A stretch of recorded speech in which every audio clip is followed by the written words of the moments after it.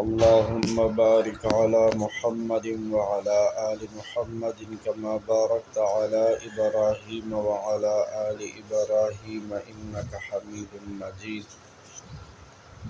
انزل السوا آتش پیتم نمبر حدیث شریف دے 1568 نمبر. عن ابي هريره رضي الله تعالى عنه، دا حدیث د حضرت ابو هریرہ رضی اللہ عنہ نے روایت تے. ابو هریرہ رضی اللہ عنہ نے دی اللہ پاک راضی شي، اللہ پاک دې د خپل ځان نه راضی کی. زما ستا او د ټول امت د طرفه دی الله پاک بهتري بدلی ورکی. ان رسول الله صلی الله تعالی علیه وسلم قال، چې پیغمبر علیہ الصلوۃ والسلام فرمایلی، مو پیغمبر علیہ السلام ویلی دی، تفتح ابواب الجنة یوم الاثنین و یوم الخمیس. د جنت دروازې د پیر په ورځ او د زیارت په ورځ باندې پرانستل کیږي، کولاویږي. د پیر ورځ، د ګل ورځ او د زیارت په ورځ باندې د جنت دروازې پرانستل کیږي. فیغفر لكل عبد، پس هر بنده ته د پیر او د زیارت په ورځ باندې بخنه کیږي. لا یشرک بالله شیئا، چې چا د الله تعالی سره شریک نی جوړ کړي. کم کس چې د الله تعالی سره شریک نه جوړي، الله وحده لا شریک منی، نو دته د پیر او د زیارت په ورځ باندې بخنه کیږي. الا رجلا، سوا دا غسړی نه هغه ته بخنه نه کیږي. په دې مبارک ورځ باندې او د رحم په ورځ باندې چې د جنتونو دروازې کولاویږي، الله پاکي هر مومن بنده ته بخنه کوي، دې سړی ته نه کوي. کم سړی رجلا کانت بینه و بین اخیه شحناء، هغه سړی ته چې د مسلمان ورور په منځ کې دشمنی وي. هغه سړی چې د مسلمان ورور په منځ کې دشمنی وي. بدیو دشمنی او تربګنی دومره خطرناک شی دی چې د سړی بخنه رئیساری بخنه نه کی. فیقالو، نو اویل شي، انظروا هذین حتی یصطلحا، انظروا هذین حتی یصطلحا.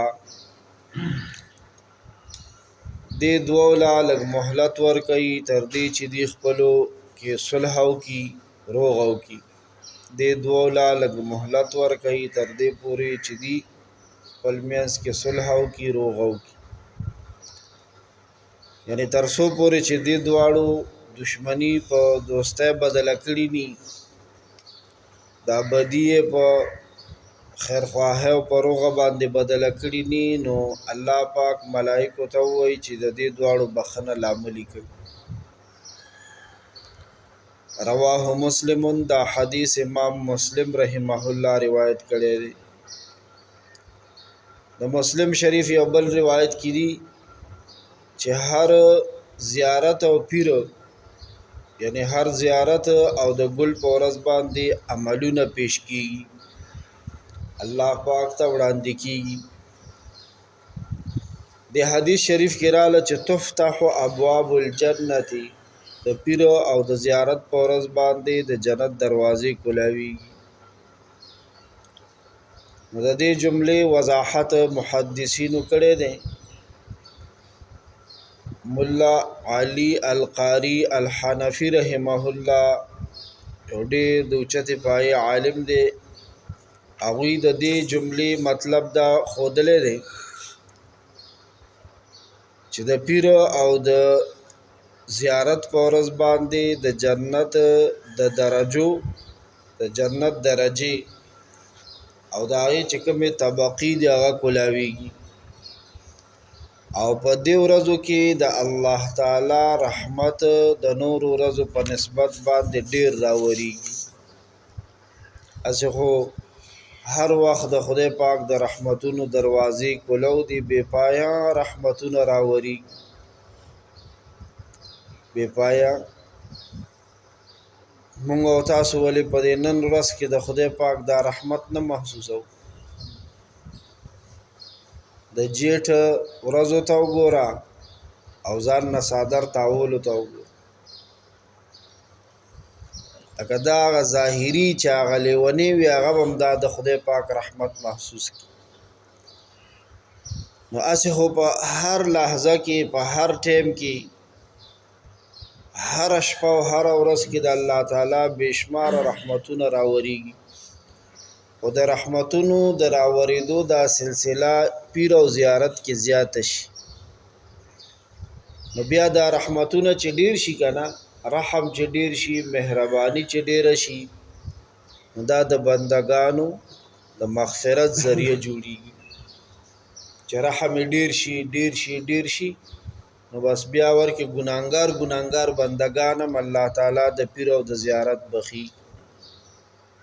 خدا دوه کسان نه بخي، بیا دی له ټیم ورکوي وي تا دی چې صلح وکړي نو هله به چې دا دشمني ختمه کړي ني، یعنی د دوی مغفرت خپل منځ کې باهم صلح او صفای او د عداوت په ختمېدو باندې موقوف دی او درېدلی دی. وی لږ ورته ودرېږئ چې تر څو یې روغه نه کړي تر هغې پورې د دې بخښنه مه لیکئ. نو ګوره یو طرف ته تېنه د دې دشمنۍ هغه سنګینوالی معلومه شو چې د مسلمان سره دشمني څومره خطرناکه ده. پخپله د دې دشمني کوونکي بنده بخښنه موقوف شي ودرېږي، نو دا څومره کمی دی، څومره لوی تاوان دی، څومره لوی تاوان دی.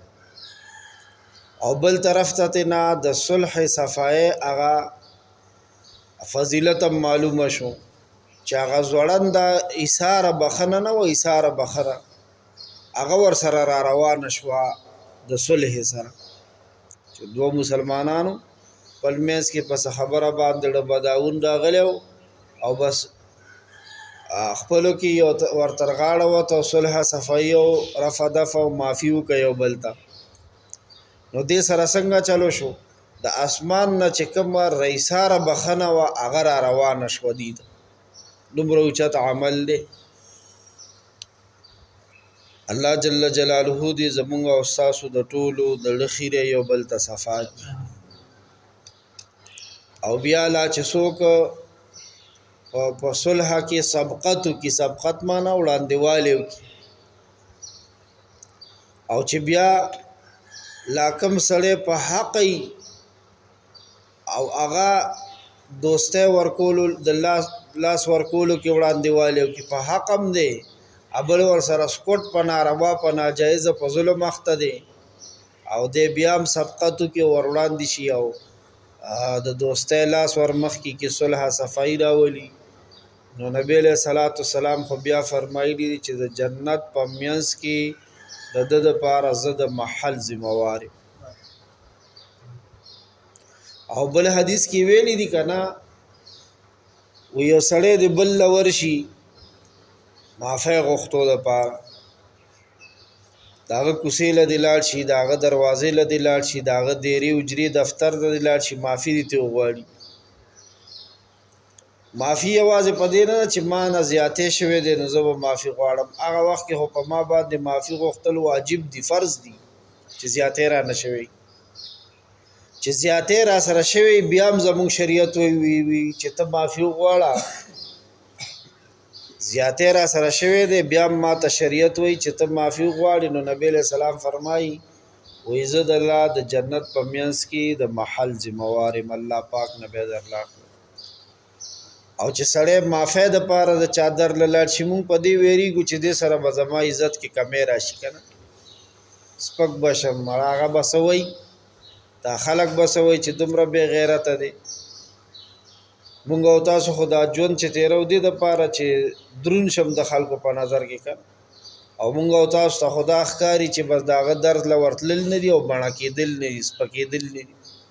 نه، نبی علیہ السلام فرمایي وي چې څوک جګړه ختمه کي او دی د هغه له معافی غوښتو کې مخکې شو ورلو، وایي د ده عزت کې که کمی رالو، وایي د قیامت په ورځ دې ما راونیسي، ما نه د عزت وغواړي. زه بیا